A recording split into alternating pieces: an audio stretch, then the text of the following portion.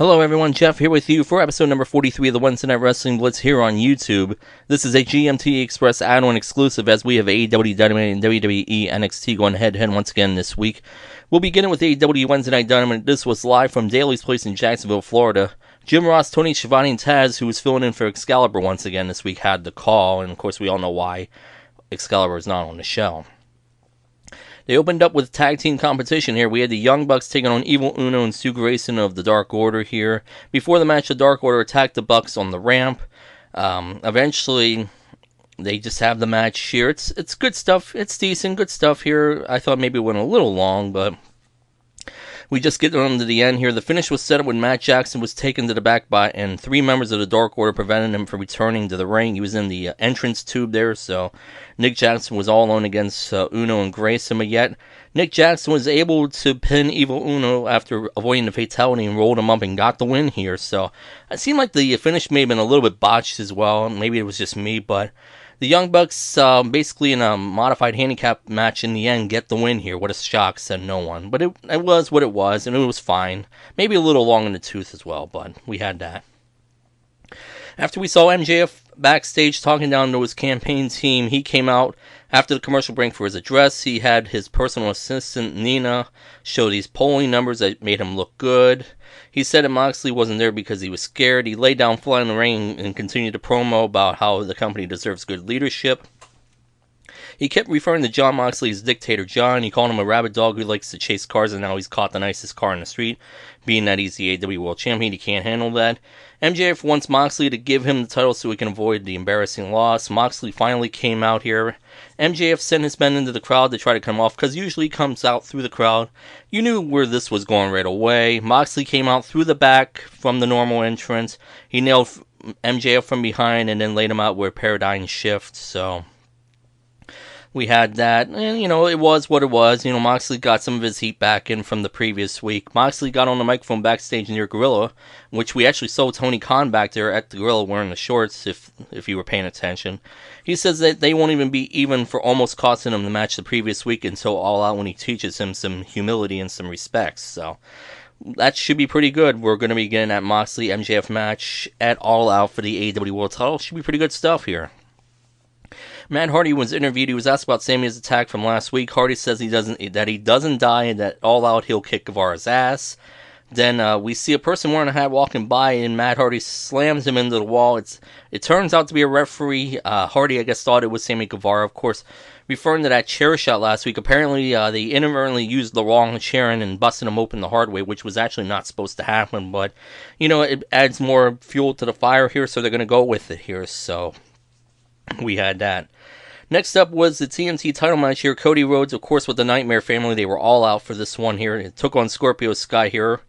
The one telling thing right away, they have the new TNT Championship. It actually looks pretty good, I have to say.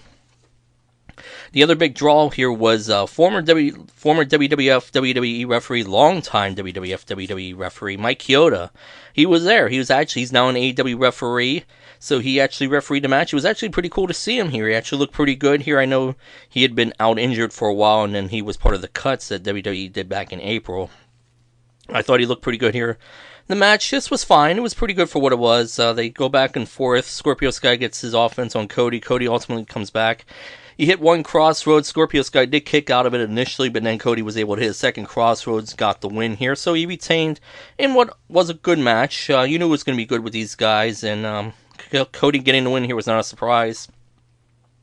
Afterwards, Brody Lee appeared on the big screen and says that on August 22nd, which is the next time that Dynamite's going to be on, by the way, he'll take on Cody for the TNT title and defeat him. And we saw Brody Lee holding the old TNT title here, and he says he'll take Cody's one and he'll give him the old one back. So that's the big draw they're going to use for the next episode of Dynamite. Dynamite's not going to be on next Wednesday because it's being preempted for NBA action on TNT. So it's going to be the following Saturday, which happens to be the same night that NXT TakeOver 30 is going to be taking place. So that's kind of interesting there. So we'll talk a little more about that here in a little while. Next up was the AEW Tag Team title match here. We had Hangman Adam Page and Kenny Omega defending the titles against Jurassic Express here. This was good here. Jurassic Express, the baby faces, or Page and Omega got the early jump. The Jurassic Express got some momentum going. And then eventually Omega made the big tag into Hangman. Hangman took things apart here, took Jungle Boy apart, as a matter of fact. We see after a long commercial break here, Luchasaurus got the hot tag. He's going to work, doing his thing on both guys. Eventually, Omega was able to recover, hit him with a V-trigger and a pair of Snapdragon suplexes. And then they went outside, and he just hit one on Marco Stunt for whatever reason here. Both teams, just continue to deliver the offense here. We just get to the end here. Ultimately, the champions were able to hit their finisher, the Buckshot Lariat V-Trigger combo on Jungle Boy, and got the win here to retain. Again, this was not a surprise here. Them retaining was the right outcome here. And at some point, we are going to get that Kenny Omega heel turn. It just seems to be getting closer and closer. I could see him definitely being part of this new rumored Four Horsemen, that group that Cody Rhodes is going to be leading down the road, because it looks like it's going to be happening here. So they got the match here, and of course they protect Luchasaurus here by having Jungle Boy be the one to take the fall here. So that was it. We had next up we saw Santana and Ortiz backstage. They were asked about how they think the Best Friends got home last week. They didn't care. They got a lot of money for the tires that they stole off the van. Then we see them taking the Best Friends' supposed luggage here, and they threw it into the showers, and they poured bleach all over it. So I guess they're supposed to be sending a message here. We got this Tag Team Appreciation Night. We saw a lot of tag team stuff here on the show, and we got this Tag Team Appreciation Night. The Bucks are in the ring with the Rock and Roll Express, Arn Anderson, Tully Blanchard, and FTR here. Basically, everybody in the ring is putting each other over for a while. Tully Blanchard takes the mic and says they can all pat each other in the back, but no one has the ring. Nobody has the gold that was currently in the ring. He runs down Arn and then the Rock and Roll Express, and then they hit Tully in the face, and then we get this big brawl. Dax sells his injured knee from last week as the Young Bucks take Tully out of the ring with Shawn Spears. And eventually FTR attacks the Rock and Roll Express from behind and him with a spike power driver before the Bucks and Page and Omega came out to make the save, and then FTR rolled out and leaves. So I guess maybe this was the beginning of the expected heel turn from FTR here. So credit to the Rock and Roll Express. I forget which one it was, but I mean the spike power driver will look pretty sick here. But it was what it was, and at some point you had to start getting them to the heel roll here, and I think this is the way they're going to do it. We see Jericho backstage. He's interrupting referee Mike Chioda's interview and tells him to call the match down the middle because he's going to be refereeing the main event match here with Jericho and Cassidy in the $7,000 match. And if he does, Jericho says he can get a job in AEW. Spoiler alert, he already has a job in AEW. And then Jericho leaves with a wink. I wonder what that's all about. Next up, AEW Women's Champion Hikaru Shida taking on Heather Monroe here. This was Heather Monroe's Dynamite debut here. This was non-title action here. Monroe got a little bit of offense early, but Shida just took over after that and pretty much squashed her. And then got Monroe to tap out to the stretch muffler variation here and for a submission. Afterwards, Shida is interviewed and asked about challengers for All Out. Shida says that she's waiting for all challengers. Could there be some sort of a battle royal, maybe a gauntlet match or something coming down the line for her? We'll have to wait and see. It just seems to me, I didn't think this was all that exciting of a match. It just seems like they're kind of stalling and waiting for Britt Baker to get back here, because it's obvious that Britt Baker is going to be the one eventually that's going to take the title off of Hikaru Shida. Just my thought on that. We saw Jake Roberts backstage saying that Lance Archer could have finished any match in seconds. We see Archer tossing a jobber backstage when he stops Roberts and takes Jake's shirt off to show his back, and then Jake's back reads, "Everybody dies." So, could be something coming down here, and they need to get something going here with Lance Archer. It just seems like he's kind of fallen off a little bit, and maybe he can get back one roll here. Your main event for the night here was the $7,000 challenge match here. We had Orange Cassidy taking on Jericho. The Best Friends in the Inner Circle were banned from ringside, so supposed one-on-one action here. We just go on here. Cassidy looks good early on Jericho. Jericho finally makes the comeback. Jericho takes out his metal bat, and he's ready to nail Cassidy, but Mike Chioda stopped him from doing that. Jericho yells at Chioda, but Cassidy got the upper hand eventually. We just get towards the end here. Santana and Ortiz is about to come into the ring, but the Best Friends cut him off here. Chioda gets distracted by all that. Jake Hager actually comes in from behind and nails Orange Cassidy with a big body slam here, a big slam. Cassidy was able to kick out of that. And then we just continue on here. Jericho low blows Orange Cassidy while Chioda was still not looking. Then Cassidy ducked the Judas effect and actually got the pin with a mousetrap cradle here. And he got the win here. So, Cassidy winning here was not a surprise. I figured he was winning. They were going for 50-50 booking. The mousetrap, cradle here. I mean, I thought this was kind of rushed. I thought it looked sloppy as well. It looked like Jericho kind of botched it as well here, from what I saw as well. So it didn't look very good here, but Cassidy winning was the right outcome. This was expected, so that was it. The match, it was what it was. It felt rushed to me. Again, the outcome was really not in doubt. I think it could have been better, just my thought, but the right outcome nevertheless. So that was AEW Wednesday Night Dynamite. It took place live from Daly's Place in Jacksonville, Florida. Let's get on to NXT. This took place from Full Sail University in Winter Park, Florida. This was taped earlier in the day on Wednesday, the first of 2 tapings, I believe. Mauro Ranallo and Beth Phoenix were calling the action from their respective homes, and we have a new person to the announce team. It's Vic Joseph now, instead of Tom Phillips. So Vic Joseph is officially brought in to be part of the team here. Opening contest was Karrion Kross taking on Danny Burch here. Danny Burch went right after Karrion Kross, Killer Kross, Karrion Kross. Basically, the crux of the match was that Kross no-sold essentially all the offense from Danny Burch. Ultimately, Kross was able to eventually get Burch and got him into the Cross Jack, and he got the submission in about 5 minutes, so Kross won the match. Keith Lee eventually came out to the ring with a contract in his hand. He demanded that Kross sign their match for TakeOver. We see Scarlett Bordeaux, of course, the Smoke Show, handed the contract over to Kross, who signed it quickly, and then eventually Bordeaux handed it back to Keith Lee, and then he goes to open it up, and then he gets blinded, quote-unquote, with a fireball, which was clearly nothing more than flash paper fire here. Very safe stuff here. It's a basic magic trick. Keith Lee, to his credit, tried to sell it here. I didn't like this. I was not a big fan of this here. It just kind of seemed like it wasn't necessary here. I get what they were trying to do. Lee tried to sell. I didn't think his selling was all that great, by the way, either. So, not a big fan of this. So eventually we see him as they were in commercial here doing the box picture-in-picture. He was being helped to an ambulance for his injuries, supposed injuries, his blinded by his eye. He was taken to a hospital. They actually said that on TV, not a local medical facility, so I'm sure Vince was having a heart attack about that. Killian Dane and Drake Maverick was next up here. This match, unfortunately never really got a chance to get going here. Eventually, Drake Maverick was able to make the comeback on Killian Dane. He eventually, at one point, had a diving elbow drop, and then before he can try to win the match, the Undisputed Era came in, attacked both men, so the match is thrown out here.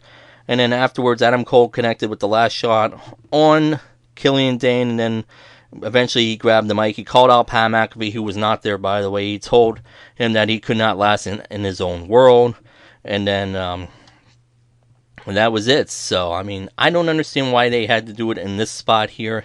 I didn't like that. I would rather have them, if they'd done it after the match had ended, that's one thing, but, to interrupt the match as it was going on, I didn't like that. I was not a big fan of that, so we had that. Eventually, we saw afterwards Kushida telling Cameron Grimes, the mystery opponent that he'll face in the triple threat match later on, that he was not afraid of anyone. He has only one goal, and that's to be the NXT North American Champion. We'll find out who that mystery person is later on.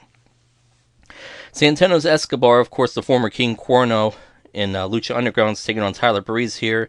He told Joaquin Wilde and Raul Mendoza to stay in the back. Breeze was out here. He looked pretty serious. He was actually ready for action here.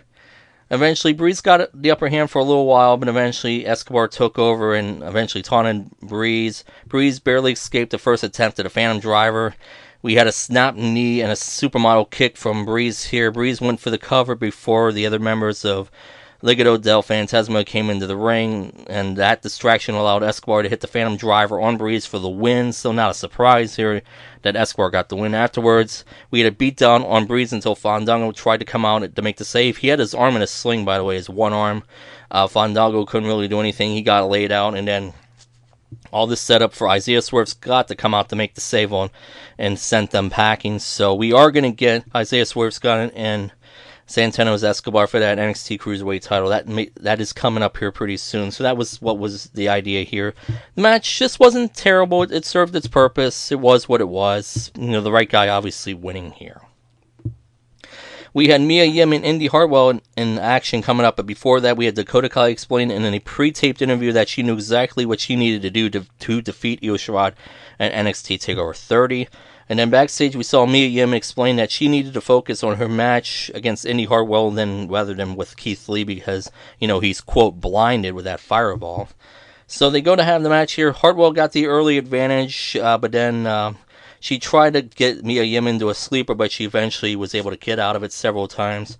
Eventually, Indy Hartwell started to taunt Mia Yim. That didn't work out. Mia Yim was able to make the comeback. And then ultimately she got her into a head scissors arm wrench for the tap out here. So Mia Yim gets the win as expected here. This was not bad.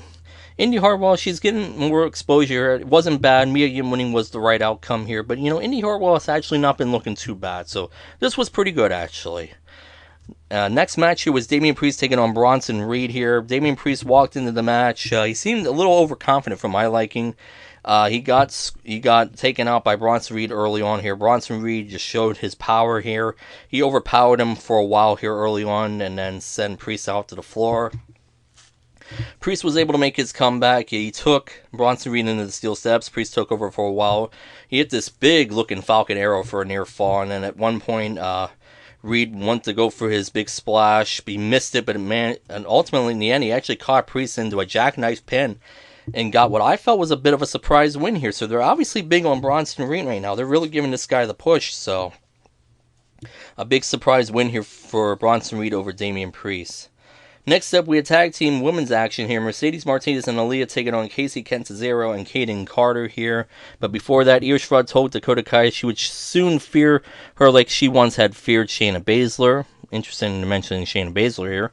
Cameron Grimes then before also promised to take the NXT North American title straight to the moon. So we had the poor man's Tony Khan. Robert E. Robert Stone. All for Casey Kentazero a chance to join his brand if she dropped Kaden Carter right now. Stone eventually got slapped and tripped for his efforts. So we get on to the match here. The baby faces look good early. They're going after Aaliyah here, but Mercedes Martinez got into the match. She got into it, and then everything just turned around for the heels. She made sure that Carter was isolated throughout the second half of the match. Kentazero got the hot tag to fight Mercedes Martinez, but she was no match here. She eventually took an air raid crash, and that was it. So the heels got the win. Mercedes Martinez won for her team by pinning Casey Kentazero here. So that was it. Afterwards, Rhea Ripley did come out to the ring and try to fight things off. Shotzi Blackheart actually took out Aaliyah. She came out here, and that allowed Rhea Ripley to get some revenge on Mercedes Martinez here. Interestingly enough, Shotzi Blackheart, for those who don't know, apparently had her car stolen and had her wrestling gear in it now. Supposedly it has since been found as of the time I'm recording this, so she found her car was recovered. So that was just bad luck on Shotzi Blackheart there. So hopefully they got the car back. Hopefully she got her gear and all that. So that's why she's been wrestling in street clothes here as of late. So your main event for the night here was the NXT North American Championship Qualifier Triple Threat match. We had Kushida, Cameron Grimes, and a mystery opponent. But before we got to that, Candice LeRae told Tegan Nox that she would pay for sticking her nose in where it didn't belong. Gargano promised that he would earn his spot next week against Ridge Holland and win back the NXT North American title. Timothy Thatcher taught his students about adapting following his frustrating loss in the North American title qualifier. So, who was the mystery opponent? Well, the mystery third person turned out to be the returning of Velveteen Dream here, so he was the mystery person, so I guess whatever the, quote, alleged serious situation was, and we all know what that alleged serious situation is. I'm not going to get into that here. I guess it's been taken care of, so he's back here. He's in a main event spot here in this triple threat match. He's a House of Fire early on, but eventually he got caught up by Cameron Grimes here. Cameron Grimes caught Kushida and Dream with the cave-in, and then actually he got the win. Cameron Grimes got a surprise win here. He actually pinned Kushida. Of course, he protected Velveteen Dream here. Kushida is the one that gets pinned. Cameron Grimes actually gets the win. He advances to that ladder match. So a little bit of a surprise to see Cameron Grimes here get the win. And then Velveteen Dream just I guess he blew his gasket here. He went after Kushida afterwards. Finn Balor arrived to do a stare down with Velveteen Dream here. So they're going to have that match next week here, which was actually taped right after this. So that should be pretty good here with Velveteen Dream and Finn Balor. And one of them is going to get into that ladder match for NXT TakeOver for the North American title. So that was it. That's how they went off the air for NXT that took place from Full Sail University in Winter Park, Florida. Let's very quickly go over the numbers here for this week. AEW Dynamite beat NXT in viewership and in ratings. Dynamite won it this week with 792,000 viewers. That is down 12% from last week's 901,000 viewers. NXT did 619,000 viewers this week. That was down 18% from last week's 753,000 viewers. AEW did a 0.32 rating in 18 to 49 demo, which was down 11% from last week's 0.36 number. NXT did a 0.16 number this week, which was down 20% from last week's 0.20 number. AEW came in number 9 for the night in the Cable 150 in the demo, while NXT was 65th. AEW was 63rd in viewership, NXT was 71st. The Real Housewives of Beverly Hills topped the night in the 18 to 49 demo with a 0.51 rating and did 1.576 million viewers. Tucker Carlson tonight on Fox News Channel topped the night in viewership with 4.143 million viewers, coming in third for the night in the demo with a 0.40 rate. America's Got Talent on NBC topped the night on network TV in viewership with 6.055 million viewers. Big Brother on CBS was number 1 for the night in the demo on network with a 1.1 rating for the second week in a row. AEW has 36 wins in viewership. NXT has 8. We have the 1 tie. AEW won all the demos this week except 50 plus, which NXT won, which is pretty common. My pick of the week this week, and this was very interesting because I was really flip-flopping back and forth on this one, really just going back and forth. I didn't think either show was very strong this week, but I'm going to give the slight edge this week to NXT. I think the lack of sloppy finishes to me was just enough here. Neither show was very strong. I don't know what it was, just an off week for both shows here. Now, NXT is running unopposed next week, as I mentioned earlier. AEW Dynamite's being preempted this Saturday because of the NBA playoffs that are going to be on TNT. So Dynamite's going to be on Saturday, and this is, of course, on the same Saturday that NXT TakeOver 30 is going to be taking place. I think they're going to be kind of overlapping at times at some point as well. So we'll see. So I do expect NXT to get a bump up in viewership and in the demo next week because they're running unopposed. It'll be interesting to see what AEW Dynamite's number will be on Saturday. So with NXT as my pick this week by the slightest of edges, I have NXT down with 24 picks and 19 picks for AEW with my picks of the week here through 43 episodes. Let me know down in the comments section below what your favorite moment from Wednesday's Wrestling Action was, and if you agree with my pick. We'll see you the next time with the next Wednesday Night Wrestling Blitz on YouTube. Bye for now, everyone.